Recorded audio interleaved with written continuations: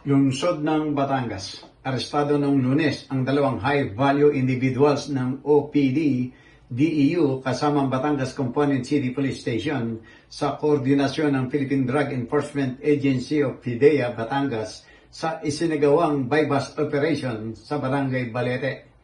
Ang mga suspek ay sina alias Von, 27 taong gulang at isang alias Andrew, 28 taong gulang kapwa binata at walang trabaho at mga residente ng nabanggit na barangay. Nakumpiska sa mga suspek ang dalawang malalaking heat shield na transparent plastic na naglalaman ng hinihinalang shabu na may humigit kumulang sa 100 gramo na umano'y may standard na presyo ng droga na 680,000 pesos. Bypass mark money na nagkakahalaga ng 200,000 pesos, cellphone at cash money. Ang buong operasyon ay naitala gamit ang dalawang body-worn cameras.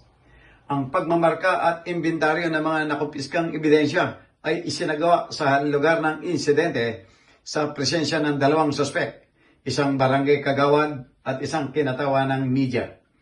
Ang mga suspek ay maayos na naipaalam ang tungkol sa kanilang mga karapatang konstitusyonal at kasalukuyang nasa kustodiya ng Batangas PPO, habang ang mga kaukulang dokumento ay inihahanda para sa pagsasampa ng kasong paglabag sa Republic Act No.